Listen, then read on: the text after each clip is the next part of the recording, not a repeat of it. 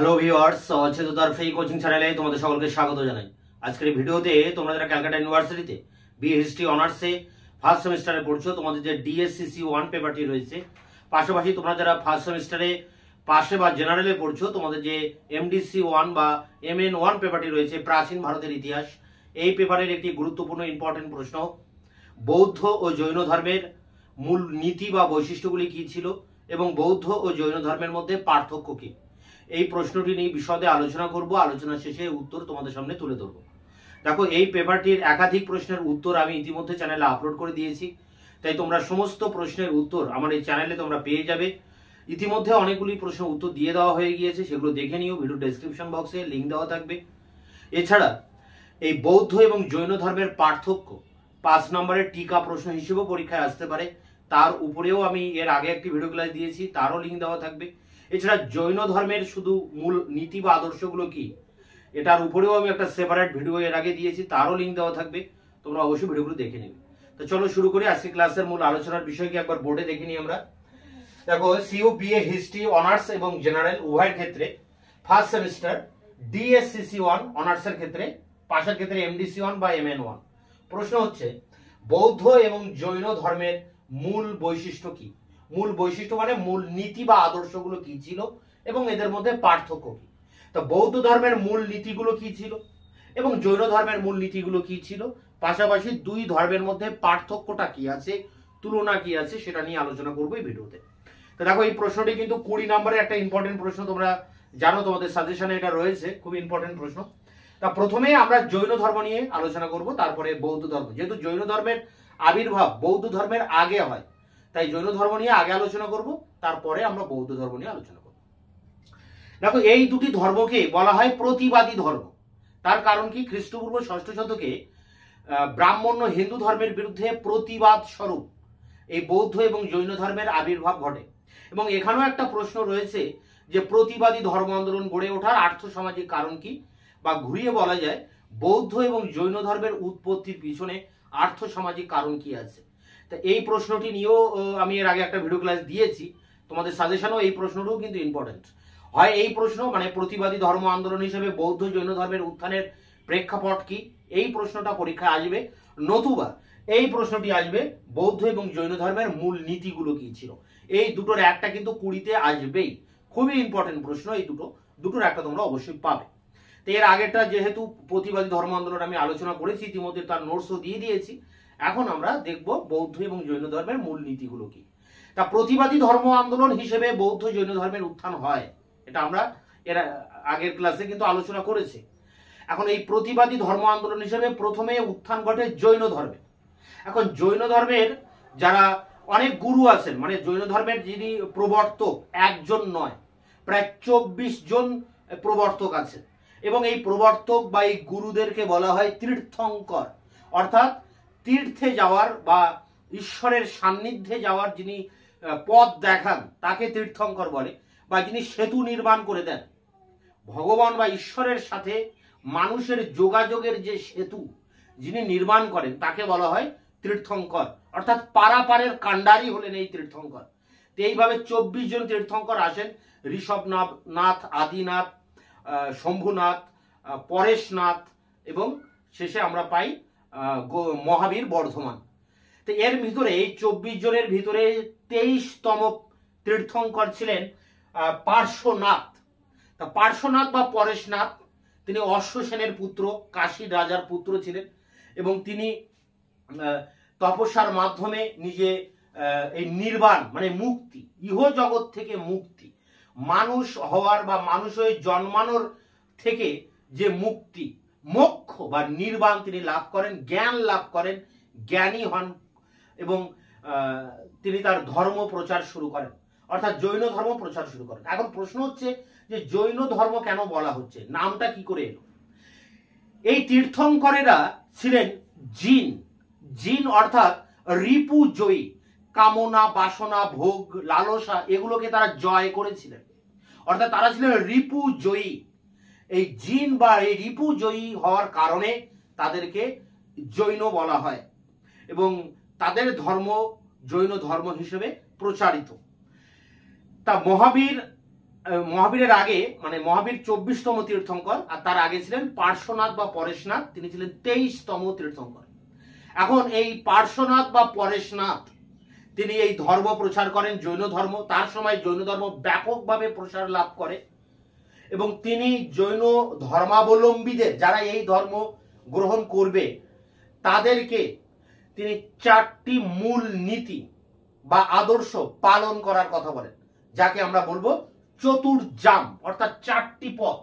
এই চতুর্জাম বা 4টি পথ পরেশনাথ জৈন ধর্মাবলম্বীদের অবশ্যই পালনীয় কর্তব্য বলে তিনি ঠিক করে দিয়ে যান।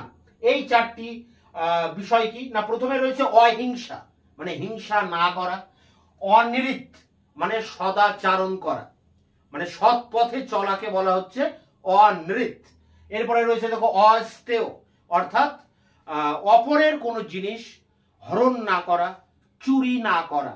এরপরে রয়েছে দেখো অপরিগ্রহ, অর্থাৎ ব্যক্তিগত সম্পত্তির মালিক না হওয়া। এই 4টি বিষয়কে বলা হয় চতুর্জাম। জৈন ধর্মের প্রধান নীতি কিন্তু এই 4টি, এই চতুর্জাম। ভালো করে আরেকবার বলছি, অহিংসা, অনৃত, অস্তেয় এবং অপরিগ্রহ। তো এই 4টি পথ তিনি বলেন। পরবর্তীকালে যখন 24তম তীর্থঙ্কর অর্থাৎ মহাবীর বর্ধমানের আবির্ভাব ঘটে, তিনি একইভাবে তপস্যা করার ভিতর দিয়ে তিনি নির্বাণ লাভ করেন এবং মানুষের কাছে এই জৈন ধর্ম প্রচার করেন। এবং সেখানে তিনি এই পরেশনাথের দেখানো যে চতুর্জাম মানে 4টি যে নীতি, এই 4টি নীতির সাথে আরো একটি নীতি, সেই নীতিটি হচ্ছে ব্রহ্মচর্য পালন, অর্থাৎ অবিবাহিতা থেকে বা অবিবাহিত থেকে ব্রহ্মচর্য পালনের ভিতর দিয়ে এই জৈন ধর্ম পালন করতে হবে, যাকে বলা হচ্ছে ব্রহ্মচর্য। তাই মহাবীর এই চতুর্জামের সাথে অর্থাৎ অহিংসা, অনৃত, অস্তেয় এবং অপরিগ্রহের সাথে আরো একটি অর্থাৎ যাকে বলা হচ্ছে যে ব্রহ্মচর্য, এই নীতিটাও পালন করার কথা বলেন। তো এই 4টি মানে আগের 4টি, পরে মহাবীর যোগ করলেন আরো একটি, মোট হলো 5টি। এই 5টি নীতি কিন্তু জৈন ধর্মের মূল বৈশিষ্ট্য এবং এই 5টি নীতিকে বলা হয় জৈন ধর্মে পঞ্চমহাব্রত। 5টি মহাব্রত, এই 5টি মহাব্রতই হচ্ছে জৈন ধর্মের একমাত্র আদর্শ বা এটাই প্রধান আদর্শ বা মূল নীতি। এছাড়াও মহাবীর জৈন ধর্মাবলম্বীদের আরো 3টি অবশ্য পালনীয় কর্তব্য স্থির করে যান বা নির্দেশ দিয়ে যান। এই 3টিকে বলা হয় ত্রিরত্ন। জৈন ধর্মে এই ত্রিরত্ন কিন্তু খুবই গুরুত্বপূর্ণ আদর্শ। কি বলা হচ্ছে ত্রিরত্নে? সৎ বিশ্বাস বা সৎ দর্শন, সৎ বিশ্বাস, সৎ দর্শন, সদাচারণ এবং সৎ জ্ঞান। এই 3টি অবশ্যই পালনীয় গুণাবলী মহাবীরের নির্দেশ মতো এবং এই 3টি আদর্শকে বলা হয় ত্রিরত্ন। তো এই ছিল চতুর্জাম, পঞ্চমহাব্রত এবং ত্রিরত্ন। এরপরে আমরা আলোচনা করব জৈন দর্শন। দেখো, জৈন দর্শনের প্রধান যেটা বিষয় সেটি হচ্ছে অহিংসা। কোনো রকম হিংসা করা যাবে না, এমনকি কীট পতঙ্গ মারা হত্যা করা যাবে না। দেখো, জৈনরা কিন্তু কৃষি কাজ করে না, কারণ কৃষি কাজের ফলে হল কর্ষণের ফলে মাটির ভিতরে যে পোকা থাকে সেগুলো মারা পড়তে পারে, এই কারণে তারা চাষবাস পরিত্যাগ করে। তাই পরবর্তীকালে ভারতে যারা বৈশ্য সম্প্রদায়, যারা ব্যবসা বাণিজ্য করে, তারাই কিন্তু এই জৈন ধর্ম গ্রহণ করেছিল। জৈন ধর্মে কঠোরভাবে হিংসা পরিত্যাগ করা হয়েছে, অহিংসার নীতি নেওয়া হয়েছে। কোনোভাবে হিংসা করা যাবে না, মৎস্য শিকার করা যাবে না, কীট পতঙ্গ মারাকেও মহা পাপ বলে মনে করা হয়। তাই এই অহিংসার উপরে জৈন ধর্মে খুবই গুরুত্ব দেওয়া হয়, অর্থাৎ অহিংসা ব্রত পালন করা জৈন ধর্মাবলম্বীদের একটা অবশ্য কর্তব্য। এরপরে দেখো সত্য ও জ্ঞান। সত্য ও জ্ঞানের উপর তারা খুবই জোর দিয়েছিলেন। এই বিষয়টাকে বলা হয় সদ আস্তি, সদ আস্তি বা সদ নাস্তি। এরপরে দেখো জীব এবং অজীব। এই জীব এবং অজীবের উপরেও এই জৈন ধর্মাবলম্বীরা অনেকটাই গুরুত্ব দিতেন। জীব বলতে আধ্যাত্মিকতাকে বোঝায়। মানুষ যে ঈশ্বরের ধ্যান করবেন, ঈশ্বরকে মনে ডাকবেন, তার চিন্তা করবেন, তাকে নিজেকে তার প্রতি সমর্পণ করবেন, এই বিষয়টাকে বলা হয় জীব অর্থাৎ আধ্যাত্মিকতা। আর অজীব বলতে মানুষের কর্মক্ষেত্রকে বোঝায়।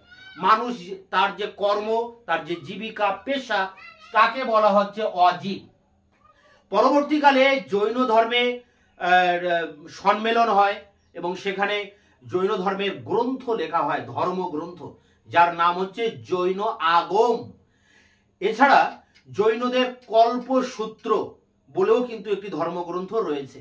পরবর্তীকালে বলভিতে যখন জৈনদের আবারও একটি সম্মেলন হয়, তখন এই জৈনদের ধর্মগ্রন্থ জৈন আগমকে 12টি ভাগে ভাগ করা হয়, যাকে বলা হয় দ্বাদশ অঙ্গ বা উপাঙ্গ। তো এইগুলো ছিল জৈনদের প্রধান ধর্মগ্রন্থ। এখন পরবর্তীকালে জৈন ধর্মের মূল নীতির ভিতর থেকে দুটি জিনিসের নিয়ে, মানে একটা জিনিস নিয়ে মতবিরোধ হয় এবং দুটি সম্প্রদায় ভাগ হয়ে যায়। জৈন ধর্মে একটা বিষয়ের উপরে জোর দেওয়া হয়েছিল, মহাবীরও দিয়েছিলেন এবং পরেশনাথও দিয়েছিলেন, চতুর্জামের শেষ জাম, অপরিগ্রহ অর্থাৎ ব্যক্তিগত সম্পত্তি মালিক না হওয়া। তাই এক্ষেত্রে তারা পোশাকও পরিধান করতেন না। মহাবীর নিজেও কোনো পোশাক পরিধান করতেন না। পোশাক পরিধান করাটাও কিন্তু একটা লোভ বা একটা লালসা। তাই এই জন্য এই পোশাককেও পরিত্যাগ করতে হবে। জৈন ধর্মের এটা একটা প্রধান বৈশিষ্ট্য যে কোনো বস্ত্র পরিধান না করা। তাই এই বস্ত্র পরিধানকে কেন্দ্র করে জৈন ধর্মের মধ্যে দুটি দলে ভাগ হয়ে যায়। এক দল বলেন যে না, মহাবীর বা পরেশনাথের দেখানো পথ ধরেই চলতে হবে, অর্থাৎ কোনো রকম পোশাক পরিধান করা যাবে না। এই মতের যারা সমর্থক তারা দিগম্বর নামে পরিচিত হয়। আরেক দল জৈন ধর্মাবলম্বী, তারা বলে যে সাদা, মানে শুভ্র বা সাদা রঙের কাপড় তারা পরিধান করতে পারবে।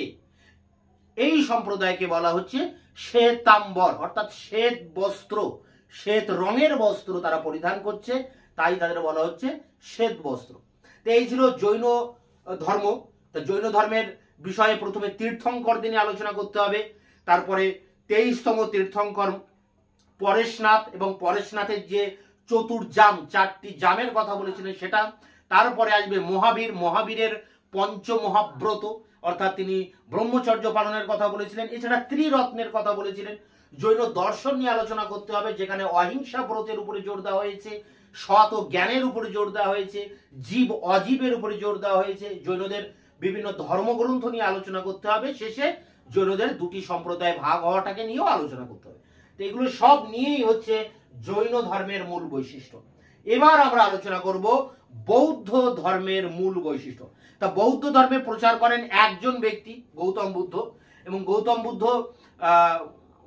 তপস্যার মাধ্যমে, তিনি ধ্যানের মাধ্যমে ঈশ্বরের সান্নিধ্যে আসেন, তিনি নির্বাণ লাভ করেন, মোক্ষ লাভ করেন, এবং মোক্ষ লাভ করার পর তিনি গয়ার নিকটে এক মৃগ দ্বারে তিনি প্রথম 5 জন ভিক্ষুর কাছে, মানে পঞ্চ ভিক্ষুর কাছে তিনি প্রথম ধর্ম প্রচার করেন। অর্থাৎ ধর্মের যে চাকা, সেই চাকা প্রথম তিনি ঘোরান, ধর্মচক্র প্রবর্তন করেন। এই বিষয়টাকে বলা হয় ধর্মচক্র প্রবর্তন। এখন গৌতম বুদ্ধ প্রথমে এই বৌদ্ধ ধর্ম প্রচারের সময় তিনি 4টি আর্য সত্যের কথা বলেন। 4টি আর্য সত্য, সত্যের কথা বলেন যে এই 4টি সত্য রয়েছে পৃথিবীতে। প্রথমত, পৃথিবী দুঃখময়, এই জগৎ দুঃখময় এবং দুঃখের কারণ আছে। দুঃখের এই কারণ থেকে নিবৃত্তির উপায় আছে, নিষ্কৃতির উপায় আছে, এবং সেই পথ হচ্ছে অষ্টাঙ্গিক মার্গ বা 8টি পথ অনুসরণ করা। এই 4টি যে নীতি, জগৎ দুঃখময়, দুঃখের কারণ আছে, দুঃখ থেকে নিবারণের উপায় আছে, সেই নিবারণের উপায় হচ্ছে অষ্টাঙ্গিক মার্গ। এই 4টি মূল নীতিকে তিনি বলেছিলেন আর্য সত্য। এই আর্য সত্য বৌদ্ধ ধর্ম নিয়ে আলোচনা করতে গেলে প্রথমেই আলোচনা করতে হবে গৌতম বুদ্ধের আর্য সত্য। এরপরে নির্বাণ লাভ, তার মতে এই জগৎ দুঃখময় এবং মানুষ কর্মফলের জন্য বারংবার পৃথিবীতে মানুষ হয়ে জন্মগ্রহণ করে এবং এই দুঃখ কষ্ট যন্ত্রণা ভোগ করে। এ থেকে মুক্তির উপায় হচ্ছে নির্বাণ। মানুষ যদি একবার নির্বাণ লাভ করতে পারে, তপস্যার মধ্য দিয়ে শুদ্ধভাবে জীবন চালানোর ভিতর দিয়ে এবং অষ্টাঙ্গিক মার্গ অনুসরণ করে যদি মানুষ নির্বাণ লাভ করতে পারে, তাহলে তাকে আর মানুষ রূপে বারবার পৃথিবীতে জন্মগ্রহণ করতে হবে না, অর্থাৎ সে মুক্তি লাভ করবে, নির্বাণ লাভ করবে। তাই নির্বাণের উপরে গুরুত্ব দেওয়া হয়। এরপরে দেখো মজ্ঝিম পন্থা। মজ্ঝিম কথার পালি ভাষায় মজ্ঝিম, এর বাংলা হচ্ছে মধ্য পন্থা। গৌতম বুদ্ধ বলেছিলেন যে কঠোরভাবে জীবন যাপন করা অর্থাৎ কৃচ্ছ্র সাধনের মধ্য দিয়ে ধর্ম পালন হয় না, আবার চরম ভোগ বিলাসের ভিতর দিয়েও কিন্তু ধর্ম পালন হয় না। তাহলে কি করতে হবে? এই দুটির মাঝামাঝি একটা পথ অর্থাৎ মজ্ঝিম পন্থা বা মধ্য পন্থা এখানে অবলম্বন করতে হবে। তাই একে বলা হচ্ছে মজ্ঝিম পন্থা। এখন গৌতম বুদ্ধ এই মজ্ঝিম পন্থা পালন করার ভিতর দিয়ে এবং বৌদ্ধ ধর্মাবলম্বীদের এই বৌদ্ধ ধর্ম পালনের জন্য এবং নির্বাণ লাভের জন্য তিনি 8টি পথের কথা বলে যান, যে 8টি পথকে বলা হচ্ছে অষ্টাঙ্গিক মার্গ। মার্গ ময়াকার গয়রে, মার্গ মানে হচ্ছে পথ। এই 8টি পথ কি? সৎ বাক্য, সৎ জ্ঞান, সৎ জীবিকা, সৎ দৃষ্টি, সৎ চেতনা, সম্যক সমাধি। এইভাবে 8টি পথ তিনি কিন্তু দেখিয়ে গেছেন। এই 8টি পথকে অষ্টাঙ্গিক মার্গ বলে এবং এই অষ্টাঙ্গিক মার্গ কিন্তু পরীক্ষায় আবার টিকাতেও আসে। তো অষ্টাঙ্গিক মার্গ নিয়েও আমি একটা ভিডিও ক্লাসে আলোচনা করেছি, তারও লিঙ্ক দেওয়া থাকবে ভিডিও ডেসক্রিপশন বক্সে, তোমরা অবশ্যই দেখে নেবে। এরপরে দেখো পঞ্চশীল। গৌতম বুদ্ধ অষ্টাঙ্গিক মার্গ পালনের পাশাপাশি তিনি আরো 5টি নীতি পালনের উপরে জোর দেন বা আরো 5টি নীতি পালন করার কথা বলেন।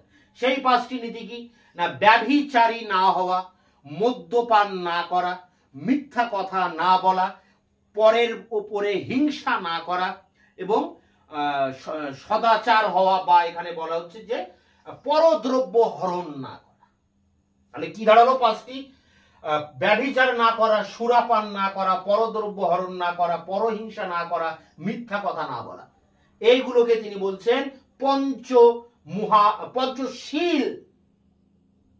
শীল অর্থাৎ হচ্ছে ধ্যান করা, শীল অর্থাৎ সেটাকে পালন করা, অর্থাৎ এই 5টি নীতিকে পালন করতে হবে, পাশাপাশি তাকে অষ্টাঙ্গিক মার্গ অনুসরণ করতে হবে। এই পঞ্চশীল এবং অষ্টাঙ্গিক মার্গ এই দুটি বিষয়ই হচ্ছে বৌদ্ধ ধর্মের মূল বৈশিষ্ট্য, মূল নীতি। বৌদ্ধ ধর্মের নীতি বলতে কি দাঁড়ালে? অষ্টাঙ্গিক মার্গ আর পঞ্চশীল। পঞ্চশীল অষ্টাঙ্গিক মার্গ পালন করলে তবে সে নির্বাণ লাভ করতে পারবে। এছাড়া বৌদ্ধ ধর্মে ত্রিরত্ন রয়েছে। যেমন এর আগে আমরা দেখেছি জৈন ধর্মে ত্রিরত্ন ছিল। কি ছিল? সদ্বিশ্বাস, সদাচরণ, সদ্জ্ঞান। মহাবীর বলেছিলেন। ঠিক সেই রকম বৌদ্ধ ধর্মেও ত্রিরত্ন রয়েছে। গৌতম বুদ্ধ, বৌদ্ধ সংঘ যেটা বৌদ্ধদের মন্দির বা বিহার বলে, বুদ্ধ সংঘ এবং ধর্ম, এই তিনটিকে একসাথে বলা হয় ত্রিরত্ন। তা যাই হোক, পরবর্তীকালে গৌতম বুদ্ধ মারা যাওয়ার পর তার অনুগামীরা এই বৌদ্ধ ধর্মের মূল নীতিগুলোকে নিয়ে একটা গ্রন্থ লেখেন যার নাম ত্রিপিটক। ত্রিপিটক মানে 3টি পিটক। পিটক মানে ঝুড়ি। অভিধর্ম পিটক, সুত্ত পিটক, বিনয় পিটক। সুত্ত পিটকে নিয়ম নীতি লেখা আছে। বিনয় পিটকে বৌদ্ধ ধর্মাবলম্বীদের কিভাবে তারা আচরণ করবে, তাদের ব্যবহার কেমন হবে সেটা দেওয়া আছে। এবং অভিধর্ম পিটকে দেওয়া আছে দার্শনিক তত্ত্ব আলোচনা করা আছে। এইভাবে 3টি পিটক একসাথে ত্রিপিটক, যেটা পালি ভাষায় লেখা হয়েছিল এই বৌদ্ধদের ধর্মগ্রন্থ। এখন পরবর্তীকালে এই বৌদ্ধ ধর্মেও আবার 2টি সম্প্রদায়ে ভাগ হয়ে যায়। যেমনটা জৈন ধর্মে হয়েছিল শ্বেতাম্বর আর দিগম্বর, কাপড় বা পোশাক পরিধানকে কেন্দ্র করে। তো এখানে বৌদ্ধ ধর্মেও 2টো ভাগে ভাগ হয়ে যায়, একটা হীনযান আর একটা মহাযান। কেন ভাগ হচ্ছে? কোন আদর্শের ভিত্তিতে ভাগ হচ্ছে? গৌতম বুদ্ধের মূর্তিকে পূজা করা হবে না হবে না, এই বিষয়টাকে কেন্দ্র করে একদল ভাগ হয়ে যায়। যারা গৌতম বুদ্ধের মূর্তি পূজা মানে মূর্তির সামনে বসে আরাধনা করতেন, তাদের বলা হতো মহাযান, এবং এদের পাল্লাটাই ভারী ছিল। তারা মহাবীর মানে গৌতম বুদ্ধকে দেবতা জ্ঞানে পূজা করতেন। অন্য আরেক দল তারা বলছেন যে গৌতম বুদ্ধ কখনোই কোনো মূর্তি পূজা করার কথা বলেননি, কারণ মূর্তি পূজা, হিন্দুদের মূর্তি পূজার বিরুদ্ধেই এই বৌদ্ধ ধর্মের উত্থান হয়, এখানে মূর্তি পূজা চলবে না। এবং তারা একটা অন্ধকার ঘরে প্রদীপ জেলে তারা ঈশ্বরের আরাধনা করতেন, এদের বলা হচ্ছে হিনজান। তো এই ছিল বৌদ্ধ ধর্মের মূলনীতি। তা বৌদ্ধ ধর্মের মূলনীতি বলতে গেলে প্রথমে গৌতম বুদ্ধকে বলতে হবে, তারপরে তার বলা 4টি আর্য সত্যের কথা বলতে হবে, তারপরে বলতে হবে তার যে মধ্যম পন্থা, সেই মধ্যম পন্থা বা মধ্যপন্থা নীতির কথা, তারপর অষ্টাঙ্গিক মার্গের কথা, পঞ্চশীল হওয়ার কথা বলতে হবে, তারপরে আলোচনা করতে হবে বৌদ্ধদের যে ধর্মগ্রন্থ ত্রিপিটক, এবং শেষে এই ধর্মের যে 2টি সম্প্রদায় হিনজান মহাযান। তো এই ছিল বৌদ্ধ এবং জৈন ধর্মের উপরে এদের যে মূল নীতি বা আদর্শ, সেটা নিয়ে আলোচনা করলাম। এরপরে দেখো পার্থক্য, উভয় ধর্মের মধ্যে কি পার্থক্য রয়েছে। দেখো উভয় ধর্ম কিন্তু একই সময় তৈরি হয়েছিল, সেই খ্রিস্টপূর্ব 6ষ্ঠ শতক, এবং উভয় ধর্ম হিন্দু ব্রাহ্মণ্য ধর্মের বিরুদ্ধে প্রতিবাদ স্বরূপ তারা এই ধর্ম গড়ে উঠেছিল একই সময় একই প্ল্যাটফর্মে। তাই এই 2 ধর্মের মধ্যে যেমন মিল আছে, অনেক ক্ষেত্রে মিল আছে, আবার অনেক ক্ষেত্রে এই 2 ধর্মের মধ্যে পার্থক্য রয়েছে। তাই পার্থক্য নিয়ে আলোচনা করতে গেলে আমরা 2টি বিষয়ের উপরে আলোচনা করব, একটা হবে সাদৃশ্য আর একটা হবে বৈসাদৃশ্য। একটা তাদের মধ্যে মিলটা কোথায় আর একটা তাদের মধ্যে অমিল কোথায়।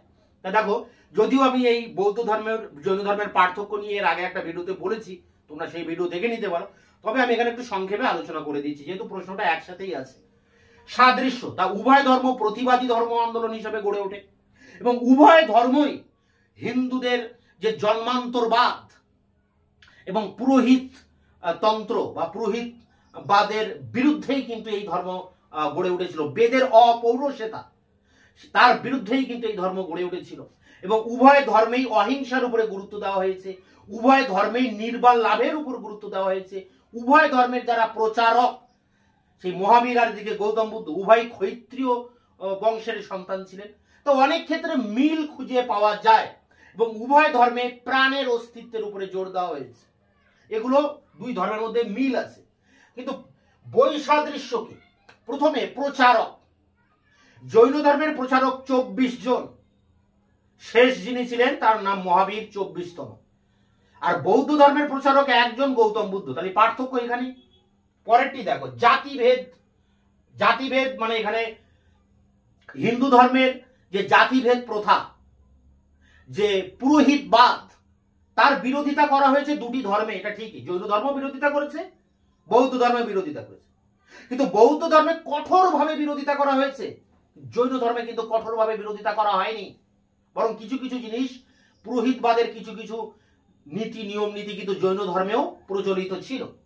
এছাড়া দেখো রয়েছে জৈন ধর্ম অধিক বেশি কঠোর, যেখানে গৌতম বুদ্ধ বলেছিলেন মধ্যম পন্থা অনুসরণ করতে হবে, কঠোর জীবন যাপন করে ধর্ম হয় না, মধ্য পন্থা অবলম্বন করতে হবে। সেখানে জৈন ধর্মে কঠোরভাবে জীবন যাপন করার কথা বলা হয়েছে, কৃচ্ছ্র সাধনের কথা বলা হয়েছে। প্রাণের অস্তিত্বের ক্ষেত্রেও 2টি ধর্মের মধ্যে পার্থক্য রয়েছে। 2টি ধর্মই অহিংসা নীতির উপরে বিশ্বাসী, প্রাণী হত্যার বিরোধী, কিন্তু জৈন ধর্মে একটু কঠোরভাবে এই প্রাণের অস্তিত্বে বিশ্বাস করে। তারা জড় বস্তুর মধ্যেও প্রাণের অস্তিত্ব খুঁজে পায়, ইট কাঠ পাথর বালি এর ভিতরেও তারা প্রাণের অস্তিত্ব খুঁজে পায় বা প্রাণের অস্তিত্বে বিশ্বাস করে। বৌদ্ধ ধর্মে কিন্তু এটা নেই। বৌদ্ধ ধর্মে যেটা জীব একমাত্র তার প্রাণেই তারা বিশ্বাসী, কিন্তু বৌদ্ধ ধর্মে, কিন্তু জৈন ধর্মে জড় বস্তুতেও তারা প্রাণের অস্তিত্ব স্বীকার করে। অহিংসা, তা অহিংসার ক্ষেত্রে যেটা বললাম যে উভয় ধর্মের মধ্যে অহিংসার ক্ষেত্রে পার্থক্য আছে। কঠোরভাবে জৈন ধর্মে অহিংসার নীতিতে গুরুত্ব দেওয়া হয়, কৃচ্ছ্র সাধনের উপরে গুরুত্ব দেওয়া হচ্ছে। কঠোরভাবে বৌদ্ধ ধর্মে কঠোরভাবে কৃচ্ছ্র সাধনকে গুরুত্ব দেওয়া হচ্ছে না, মধ্যপন্থা নিচ্ছে। কিন্তু জৈন ধর্মে অধিক বেশি কঠোরভাবে এটা পালন করা হয়, কৃচ্ছ্র সাধন মানে কঠোরভাবে জীবনযাপন করা। এছাড়া রয়েছে দেখো ত্রিরত্নের ক্ষেত্রে পার্থক্য। জৈন ধর্মে ত্রিরত্ন বলতে কি ছিল? সৎ বিশ্বাস, সদাচরণ এবং সৎ জ্ঞান।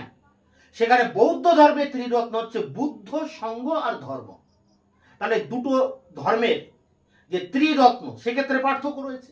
এরপরে দেখো সম্প্রদায়, দুটি ধর্ম যে ভাগ হলো সেই ভাগের ক্ষেত্রে সম্প্রদায়গত পার্থক্য আছে। জৈন ধর্মে পোশাক পরিধানকে কেন্দ্র করে শ্বেতাম্বর দিগম্বরে ভাগ হচ্ছে, আর বৌদ্ধ ধর্মে গৌতম বুদ্ধের মূর্তি পূজা করা হবে কি না তাকে কেন্দ্র করে হিনজান ও মহাজানে ভাগ হয়ে যাচ্ছে। তাহলে পার্থক্য কিন্তু অনেক রয়েছে, মিল কিছু কিছু ক্ষেত্রে থাকলেও দুই ধর্মের মধ্যে অনেক পার্থক্য রয়েছে। তা অল ওভার এই ছিল আলোচনা, মোটামুটি একটা ধারণা তোমাদেরকে দিতে পারলাম। এর যে উত্তর 20 নাম্বার, কাছাকাছি 1000 শব্দের যে অ্যান্সার, সেই অ্যান্সার নিয়ে এবার তোমাদের সামনে অন স্ক্রিনে আলোচনা করছি। হিস্ট্রি অনার্স বা জেনারেলে ফার্স্ট সেম ডিএসসিসি 1 এমডিসি বা MN 1 মার্কস 20, 20 নম্বরের প্রশ্ন। বৌদ্ধ ও জৈন ধর্মের মূল বৈশিষ্ট্যগুলি আলোচনা করো। বৌদ্ধ এবং জৈন ধর্মের মধ্যে পার্থক্য আলোচনা করো। তা মূল বৈশিষ্ট্য এবং এদের মধ্যে পার্থক্য। তা প্রথমে একটা ভূমিকা লিখতে হবে। দেখো ভূমিকায় কি বলা হচ্ছে, জৈন ও বৌদ্ধ ধর্মের উৎপত্তির স্থল হলো গাঙ্গে উপত্যকা। বৌদ্ধ ধর্মের তুলনায় জৈন ধর্মের উৎসভূমি প্রাচীনতর। জৈন ধর্মের মূল প্রচারকের সংখ্যাও অনেক বেশি, 24 জন। পক্ষান্তরে বৌদ্ধ ধর্মের মূল প্রচারক ছিলেন একজন, গৌতম বুদ্ধ। সাধারণভাবে বলা যেতে পারে এই দুই ধর্মই খ্রিস্টপূর্ব 6ষ্ঠ শতকে ভারতীয় জনমানসে প্রবল আন্দোলনের সৃষ্টি করে। গাঙ্গেয় উপত্যকায় এই দুই ধর্মের উদ্ভব ঘটলেও জৈন ধর্ম ভারতে যতটা সীমাবদ্ধ ছিল বৌদ্ধ ধর্ম ততটা নয়। জৈন ধর্ম ভারতে স্থায়ী হয়, বৌদ্ধ ধর্ম ভারতের শাসক কুলকে প্রভাবিত করলেও এদেশের জনমানসে তা স্থায়ী হয়নি, বরং ভারতের বাইরে প্রসারিত হয়, তা বহির্ভারতে স্থায়ী আসল লাভ করে। ভারতে বৌদ্ধ ধর্ম আজ প্রায় লুপ্ত প্রায়, কিন্তু জৈন ধর্ম আজও ভারতে তার অস্তিত্ব বজায় রেখেছে।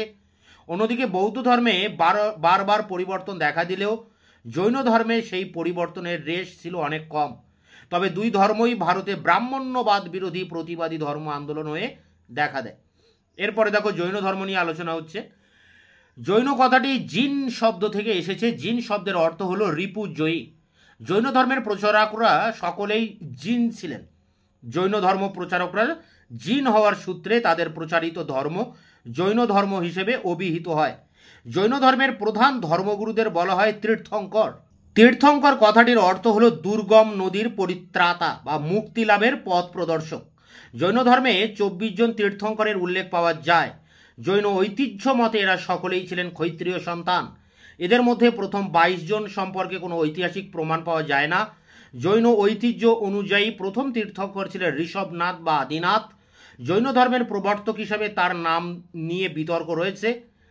জৈনরা বিশ্বাস করেন তাদের ধর্মের মূল প্রবর্তক হলেন পার্শ্বনাথ বা পরেশনাথ। তিনি ছিলেন জৈন ধর্মের 23তম তীর্থঙ্কর। জৈন ধর্মকে অধিকতর পরিচিত করার ক্ষেত্রে 24তম বা শেষ তীর্থঙ্কর ছিলেন বর্ধমান মহাবীর বা মহাবীর তীর্থঙ্কর। জৈন ধর্মের শেষ দুই তীর্থঙ্কর পার্শ্বনাথ ও মহাবীর উভয়ই ছিলেন ঐতিহাসিক পুরুষ। পার্শ্বনাথ ও মহাবীরের আবির্ভাব কালের মধ্যে প্রায় 250 বছরের ব্যবধান লক্ষ্য করা যায়। প্যারা করে দেখো, পার্শ্বনাথ জৈন ধর্মের মূল প্রবর্তক হিসেবে চিহ্নিত। পার্শ্বনাথ পরেশনাথ নামেই অধিকতর পরিচিত। কাশীরাজ অশ্বসেনের পুত্র পার্শ্বনাথ মুক্তিলাভের পথ জানার জন্য 30 বছর বয়সে সংসার ত্যাগ করেন। কথিত আছে 84 দিন কঠোর তপস্যার পর তিনি প্রকৃত জ্ঞানের সন্ধান পান। প্রায় 100 বছরের দীর্ঘজীবী পার্শ্বনাথ খ্রিস্টপূর্ব 790 অব্দে মারা যাওয়ার আগে পর্যন্ত জৈন ধর্মের সারোৎসার ব্যাখ্যা ও প্রচারে মনোনিবেশ করেন। তিনি প্রথম বেদের অভ্রান্ততার কথা অস্বীকার করেন। জৈন ধর্মের পালনীয় 4টি মতাদর্শের কথাও তিনি প্রথম তুলে ধরেন। চতুর্জাম বা চতুর্জাম নামে অভিহিত এই 4টি মতাদর্শ হল অহিংসা অর্থাৎ কোনো প্রাণীকে হত্যা না করা, অনৃত অর্থাৎ মিথ্যাচার না করা অর্থাৎ সদাচারণ, 3 অস্তেয় অর্থাৎ অপরের দ্রব্য অপহরণ না করা, 4 অপরিগ্রহ অর্থাৎ ব্যক্তিগত সম্পত্তির অধিকারী না হওয়া। পার্শ্বনাথ প্রতিষ্ঠিত ধর্মীয় প্রতিষ্ঠানকে বলা হয় নির্গ্রন্থ। এই কথাটির অর্থ হলো বন্ধন মুক্ত। পরেশনাথের উত্তরসূরি মহাবীর তীর্থঙ্কর নির্গ্রন্থ বা বন্ধন মুক্তি প্রশ্নে এমনকি বস্ত্র ত্যাগও করেন। প্যারা করে দেখো, মহাবীর তীর্থঙ্করের আদি নাম ছিল বর্ধমান। তার পিতা ছিলেন প্রজাতান্ত্রিক জ্ঞাত্রিক গোষ্ঠীর প্রধান সিদ্ধার্থ। বর্ধমান 540 খ্রিস্টপূর্বাব্দে বৈশালীর কুণ্ডু গ্রামে জন্মগ্রহণ করেন। তার মাতৃশলা ছিলেন লিচ্ছুবির এক গোষ্ঠী নেতা চৈতকের ভগিনী। জ্ঞাত্রিক বংশের সন্তান ছিলেন বলে বর্ধমানের আর এক নাম ছিল জ্ঞাতপুত্র। বাল্যকাল থেকেই অকুতোভয় হয়ে তিনি যে কোনো দুঃখ কষ্টের মুখোমুখি হতেন, এজন্য তাকে মহাবীর আখ্যা দেওয়া হয়। বর্ধমান জ্ঞাতপুত্র ও মহাবীর ছাড়াও তিনি নির্গ্রন্থ, ন্যায়পুত্র, কাশব ইত্যাদি নামেও পরিচিত ছিলেন। জৈন ঐতিহ্য মতে রিজু পালিকা নদীর তীরে জুম্ভিকা নামক গ্রামে দীর্ঘ 12 বছর কঠোর সাধনার পর 13 বছরে তিনি কৈবল্য লাভ করেন। কৈবল্য লাভ করার সূত্রে তিনি হয়ে ওঠেন কেবলিন। উল্লেখ্য, কৈবল্য কথাটির অর্থ হল কামাদি রিপু সহ সুখ দুঃখ জয় করে একাধারে মহাজ্ঞানী বা জিন হওয়া। উল্লেখ্য, মহাবীরের জিন হওয়ার সূত্রে তার অনুগামীরা জৈন নামে অভিহিত। বর্ধমান মহাবীর তখন থেকে মানুষের মুক্তির পথ প্রদর্শক হয়ে ওঠেন। তিনি হন মহাবীর তীর্থঙ্কর। পরে প্যারা দেখো, বেদ অভ্রান্ত একথা না মানলেও মহাবীর তীর্থঙ্কর কিন্তু বেদের কর্মফল ও জন্মান্তরবাদে বিশ্বাসী ছিলেন। তিনি বলতেন, কর্মফল ও জন্মান্তর থেকে নিষ্কৃতি পাওয়ার অর্থ হলো মুক্ত বা সিদ্ধশীল হওয়া। তিনি বলতেন, মুক্তি অনন্ত সুখের আধার, আর মুক্তি লাভ করা বা সিদ্ধশীল হতে গেলে মানুষকে 3টি পথের সন্ধান করতে হবে। এগুলি হলো সদ্বিশ্বাস বা সদ্দর্শন, সদাচরণ এবং সদ্জ্ঞান। জৈন ধর্মে এগুলিকে বলা হয় ত্রিরত্ন। প্যারা করে, ত্রিরত্ন অভ্যাস ছাড়াও মহাবীর সাধারণ মানুষের জন্য পালনীয় 5টি নীতি পালনের উপর জোর দেন। জৈন ধর্মে গ্রন্থে এগুলিকে বলা হয় পঞ্চমহাব্রত। তিনি পরেশনাথ প্রচারিত অহিংসা অর্থাৎ কোনো প্রাণীকে হত্যা না করা, 2 অনৃত মিথ্যাচার না করা বা সদাচরণ, 3 অস্তেয় অপরের দ্রব্য অপহরণ না করা এবং 4 অপরিগ্রহ ব্যক্তিগত সম্পত্তির অধিকারী না হওয়া, এই নামক চতুর্জামের সঙ্গে 5 নম্বর নীতি হিসাবে ব্রহ্মচর্য পালন বা জিতেন্দ্রীয় হবার নির্দেশ দেন। জৈন ধর্মে এগুলি পঞ্চমহাব্রত বা 5টি মূল নীতি নামে অভিহিত। প্যারা করে দেখো, এবার জৈন দর্শনের কথা বলা হচ্ছে। জৈন দর্শনের মূল কথা হলো অহিংসা। জৈনদের প্রধান কর্তব্য হলো কঠোরভাবে অহিংসা ব্রত পালন। জৈন সন্ন্যাসীরা তো বটেই, এমনকি গৃহী জৈনরাও অহিংসা ব্রত পালনকে ধর্মাচরণের সার বলে মনে করেন। মনে করা হয় যে জৈন ধর্মাবলম্বীরা কৃষিকাজ থেকেও বাণিজ্য পেশাকে গুরুত্ব দেন, এই কারণে যে কৃষিকাজে হলকর্ষণের সময় নিজের অজান্তে কীটপতঙ্গ প্রভৃতির প্রাণ বিনাশ ঘটতে পারে। অন্যদিকে জৈন দর্শনের সত্য ও জ্ঞান 2 অবস্থানই আপেক্ষিক। জৈন তীর্থঙ্করেরা যে কথার উপর জোর দেন তা হলো সত্য বা জ্ঞান এর প্রকৃত স্বরূপ জানা সম্ভব নয়। যা সম্ভব তা হলো এই 2 অবস্থানের সম্ভাব্য রূপ জানা। তীর্থঙ্কররা এই সম্ভাব্য বিষয়টি বোঝার জন্য স্যাদ নামক এক বিশেষ পরিভাষা সূচনা করেন। স্যাদ কথাটির আক্ষরিক অর্থ হলো হতে পারে। জৈন ধর্মের মতে সত্য বা জ্ঞান বিষয়গুলি সম্বন্ধে জানার জন্য কোনো একটি বিশেষ দৃষ্টিকোণ অবলম্বন সঠিক নয়, এর জন্য প্রয়োজন বহুতর দৃষ্টিকোণ। জৈন ধর্মে জীব সোল এবং অজীব ম্যাটার, এই 2 বিষয়ের উপর জোর দেয়। জীব বলতে তীর্থঙ্কর আধ্যাত্মিকতাকে বোঝান, অজীব বলতে তারা বোঝান বাস্তব জীবনের কর্মক্ষেত্রকে। তারা বলেন প্রত্যেক মানুষই জীব এবং অজীব চেতনা সম্পন্ন। জীব এবং অজীবের ক্রিয়া প্রতিক্রিয়ার মাধ্যমে এই বিশ্ব চরাচরের অস্তিত্ব নির্ভরশীল। তারা বলেন জীব উজ্জ্বল, সর্বজ্ঞ এবং পরম সুখের আধার। জৈনদের কাছে জীব অতি পবিত্র, কিন্তু কর্মের বন্ধন জীবকে অপবিত্র করে তোলে। তাদের কাছে অজীব হলো কর্ম। জৈন শাস্ত্রকে একত্রে বলা হয় জৈন আগম বা জৈন সিদ্ধান্ত। মহাবীরের ধর্ম উপদেশ সম্বলিত প্রাচীনতম গ্রন্থের নাম কল্পসূত্র বা পূর্ব। পরবর্তীকালে চন্দ্রগুপ্ত মৌর্যের শাসনকালের শেষ দিকে যে ভয়াবহ দুর্ভিক্ষ হয়, তার সুবাদে বহু জৈন সন্ন্যাসী গাঙ্গেয় উপত্যকা ত্যাগ করে দাক্ষিণাত্যে গমন করেন। তাদের এই অভিপ্রয়াণকে কেন্দ্র করে জৈনদের মধ্যে 2টি সম্প্রদায়ের সৃষ্টি হয়। এই 2 সম্প্রদায়ের নাম হয় যথাক্রমে শ্বেতাম্বর ও দিগম্বর গোষ্ঠী। এরপরে জৈন ধর্মতে এই পর্যন্ত আলোচনা করলাম কিন্তু জৈন ধর্মের মূল বৈশিষ্ট্য। এরপরে আলোচনা করছি বৌদ্ধ ধর্ম। দেখো, বৌদ্ধ কথাটি বুদ্ধ নামের অনুষঙ্গ। গৌতম বুদ্ধ প্রচারিত ধর্মের বা ধম্মের নাম বৌদ্ধ ধর্ম। গৌতম বুদ্ধের জীবন সম্পর্কে জানার ক্ষেত্রে ঐতিহাসিক উপাদান স্বল্প। সিংহলি ইতিবৃত্ত, দীপবংশ, মহাবংশ এবং পরবর্তীকালের সংস্কৃত ভাষায় লেখা ললিত বিস্তার এ ব্যাপারে আংশিক সহায়ক। এল বাসাম মনে করেন শ্রুতি পরম্পরায় বৌদ্ধ ভিক্ষুরা বুদ্ধের সম্পর্কে যে বিবরণ রেখে গেছেন তা গৌতম বুদ্ধ সম্পর্কে জানার ক্ষেত্রে অন্যতম উপায়। বুদ্ধের উপদেশ ও শিক্ষা এ ব্যাপারে অন্যতম উৎস মুখ। তার শিক্ষা সম্বলিত গ্রন্থ ত্রিপিটকে এক্ষেত্রে এক আকর উপাদান।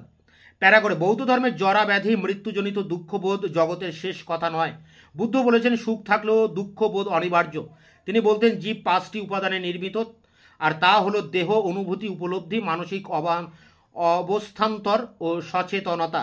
এই 5টি সবগুলি হলো অনাত্ম, অর্থাৎ যার আত্মা নেই। এগুলির কোনোটাই স্থায়ী নয় এবং সে কারণে তারা নশ্বর। এরাই দুঃখের কারণ আকর।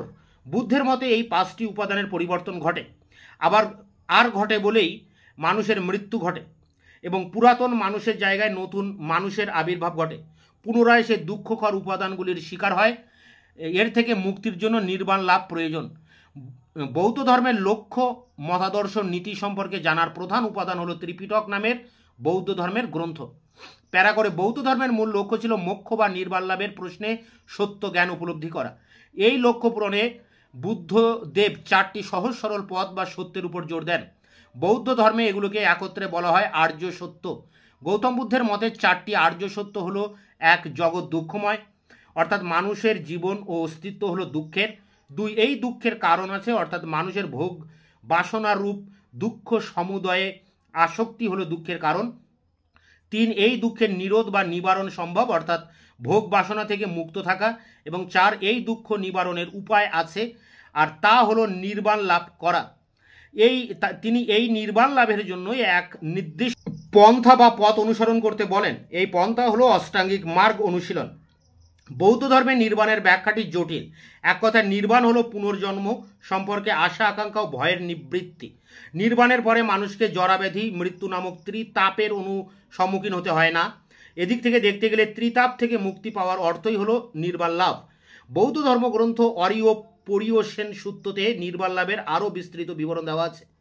এই গ্রন্থ মতে নির্বাণ হলো একাধারে অব্যাকৃত অর্থাৎ বিকৃতিহীন, 2, অজর অর্থাৎ যা জরা বা বার্ধক্য মুক্ত, 3, অব্যাধি অর্থাৎ যা ব্যাধি মুক্ত, 4, অমৃত অর্থাৎ যা মৃত্যুহীন, 5, অনুত্তর অর্থাৎ যা তুলনাহীন, 6, অশোক অর্থাৎ যা শোকহীন, 7, অসংশ্লিষ্ট অর্থাৎ অপবিত্র মুক্ত, এবং 8, যোগক্ষেম অর্থাৎ যা মানুষের চরম লক্ষ্য। প্যারা করে নির্বাণ লাভের জন্য গৌতম বুদ্ধ যে পথের সন্ধান দেন তা বৌদ্ধ ধর্মে মজ্ঝিম পন্থা নামে অভিহিত। তিনি বলতেন অতিরিক্ত ভোগ বাসনা বা কঠোর কৃচ্ছ্র সাধনা কোনোটাই নির্বাণ লাভের পথ নয়।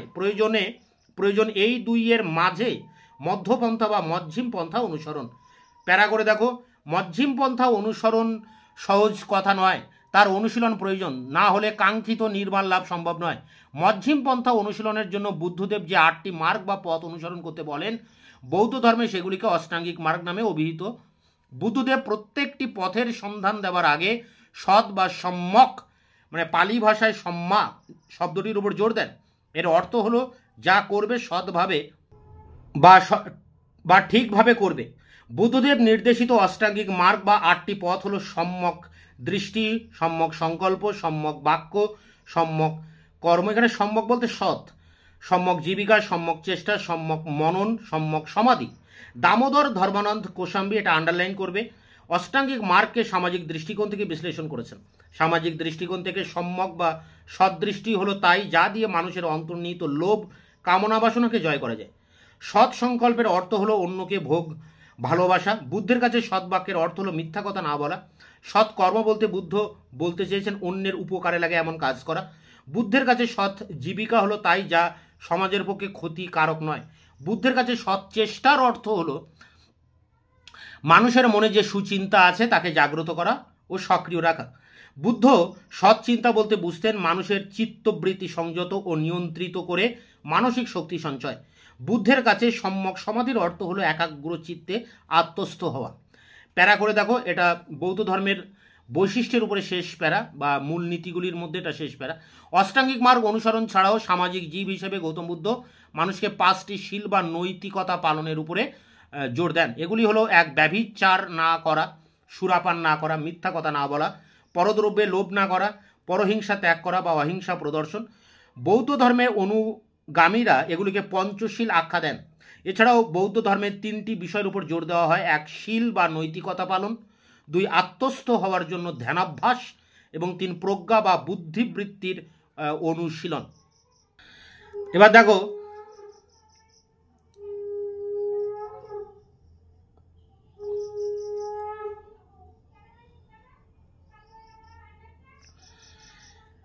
দেখো বৌদ্ধ জৈন ধর্মের মধ্যে সাদৃশ্য বৈসাদৃশ্য।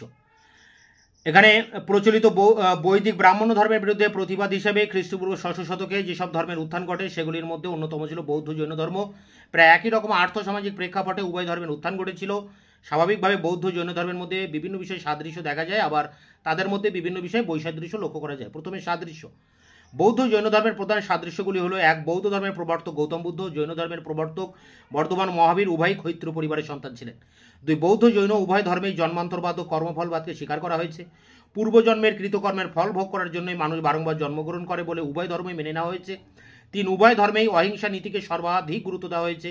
4 বৌদ্ধ জৈন উভয় ধর্মই ঈশ্বর, স্বর্গ, আত্মা, অমরতা প্রভৃতি বিষয়গুলিকে স্পষ্টভাবে স্বীকার করেনি। 5 বৌদ্ধ জৈন উভয় ধর্মই বেদের অপৌরুষতা, হিন্দু ধর্মের জাতিভেদ, অস্পৃশ্যতা, ব্রাহ্মণ্যদের শ্রেষ্ঠত্ব প্রভৃতির বিরোধিতা করে সামাজিক সাম্য প্রতিষ্ঠার চেষ্টা করেছে। 6 উভয় ধর্মই ধর্মীয় যাগযজ্ঞ, পশু বলি, মূর্তি পূজা, ব্যয়বহুল আচার সর্বস্বতা প্রভৃতির বিরুদ্ধে তীব্র প্রতিবাদ গড়ে তুলেছে। 7 উভয় ধর্মই কোনো না কোনো রাজার পৃষ্ঠপোষকতা লাভ করেছে। 8 বৌদ্ধ জৈন উভয় ধর্মই সর্বপ্রথম পূর্ব ভারতে বিকাশ লাভ করে। 9 গৌতম বুদ্ধ ও মহাবীর উভয়ই তাদের ধর্ম প্রচার করার ক্ষেত্রে উচ্চ বর্ণের মুঠোয় থাকা সংস্কৃত ভাষার পরিবর্তে সাধারণ মানুষের কথ্য ভাষা অর্থাৎ প্রাকৃত পালি ভাষার ব্যবহার করেছে। এরপরে দেখো বৈসাদৃশ্য, পার্থক্য কি আছে। প্রায় সমসাময়িক কালে বৌদ্ধ জৈন উভয় ধর্মই বিকাশ লাভ করেছিল। উভয় ধর্মের মধ্যে বেশ কিছু সাদৃশ্য পরিলক্ষিত হলেও তাদের মধ্যে বৈসাদৃশ্য ছিল যথেষ্ট। 1 বৌদ্ধ ধর্মের প্রচার করেন গৌতম বুদ্ধ নিজে, কিন্তু বর্ধমান মহাবীরের আগে 23 জন জৈন তীর্থঙ্কর জৈন ধর্ম প্রচার করেন। 2 হিন্দু ধর্মের জাতিভেদ প্রথাকে জৈন ধর্মে কঠোরভাবে অস্বীকার করা হয়নি এবং পুরোহিতদের মর্যাদা জৈন ধর্মে স্বীকার করা হয়েছে। বৌদ্ধ ধর্মে জাতিভেদ ও পৌরোহিততন্ত্রকে অস্বীকার করা হয়েছে। 3 বৌদ্ধ ধর্মে প্রাণের অস্তিত্ব সংক্রান্ত অনুভবের বিষয়টি সর্বব্যাপী নয়, কিন্তু জৈনরা শুধু জীব নয় সমস্ত জড়বস্তুর মধ্যেও প্রাণের অস্তিত্ব অনুভব করেন। 4 বৌদ্ধ জৈন উভয় ধর্মই অহিংসার নীতিতে বিশ্বাসী হলেও এ বিষয়ে বৌদ্ধ ধর্মের তুলনায় জৈন ধর্ম অনেক বেশি কঠোর। জৈনরা ক্ষুদ্রতম কীটপতঙ্গকে হত্যা করা মহাপাপ বলে মনে করেন। 5 বৌদ্ধ ধর্মের চরম কৃষ্ণ সাধন ও চরম ভোগবাদের মধ্যবর্তী পথ হিসেবে মধ্যম পন্থা অনুসরণের কথা বলা হয়েছে, কিন্তু জৈন ধর্মের চরম কৃষ্ণ সাধনের বিধানই দেওয়া হয়েছে। 6 প্রাচীনকালে বৌদ্ধ ধর্ম ভারতে এবং ভারতের বাইরে বিস্তীর্ণ অঞ্চলে প্রসার লাভ করেছিল, কিন্তু সেই অর্থে জৈন ধর্মের পরিধি ভারতের অভ্যন্তরীণ সীমাবদ্ধ ছিল, বিদেশে জৈন ধর্ম বিশেষ সম্প্রসারিত হতে পারেনি। 7 প্রাচীন ভারতে বৌদ্ধ ধর্ম ব্যাপকভাবে প্রচারিত হলেও পরবর্তীকালে ভারতে এই ধর্ম অবলুপ্ত হয়ে যায়, কিন্তু জৈন ধর্ম এখনও পর্যন্ত ভারতের একটি বড় অংশে বিরাজমান। পশ্চিম ভারতের কয়েক কোটি মানুষ আজও জৈন ধর্মাবলম্বী। 8 বৌদ্ধ ধর্মের ত্রিরত্ন বলতে বুদ্ধ ধর্ম সংঘকে বোঝানো হয়, কিন্তু জৈন ধর্মের ত্রিরত্ন হল সৎজ্ঞান, সৎবিশ্বাস ও সৎ আচরণ। 9 মূর্তি পূজার বিষয়কে কেন্দ্র করে বৌদ্ধরা হিনজান মহাযান সম্প্রদায়ে বিভক্ত হয়েছিল, কিন্তু আসক্তিহীনতা বা নিগ্রহের বিষয়ে জৈনরা দিগম্বর ও শ্বেতাম্বর সম্প্রদায়ে বিভক্ত হয়। তো এই ছিল বৌদ্ধ এবং জৈন ধর্মের মূল নীতি ও আদর্শগুলি এবং পাশাপাশি বৌদ্ধ জৈন ধর্মের মধ্যে পার্থক্যের উপরে 20 নম্বরের প্রশ্ন উত্তরটি তোমাদের সামনে আলোচনা করলাম। তোমরা এটি সংগ্রহ করে পরীক্ষার জন্য প্রস্তুতি নাও। তোমাদের এই পেপারের বেশিরভাগ প্রশ্ন উত্তর আমার চ্যানেলে আপলোড করা আছে, তার লিঙ্ক দেওয়া থাকবে ভিডিও ডেসক্রিপশন বক্সে, তোমরা অবশ্যই ভিডিওগুলি দেখে নিও। এছাড়া তোমাদের সাজেশনের যেসব প্রশ্ন এখনও বাকি আছে খুব দ্রুত আবার সেই সব প্রশ্নের উত্তর নিয়ে তোমাদের সামনে এসে হাজির হচ্ছি। ততক্ষণ তোমরা চ্যানেলকে সাবস্ক্রাইব করে রাখবে, বন্ধুদের কাছে শেয়ার করবে, নিজেদের মতামত জানাবে কমেন্ট সেকশনে। ভিডিওটি ভালো লাগলে অবশ্যই একটা লাইক দেবে।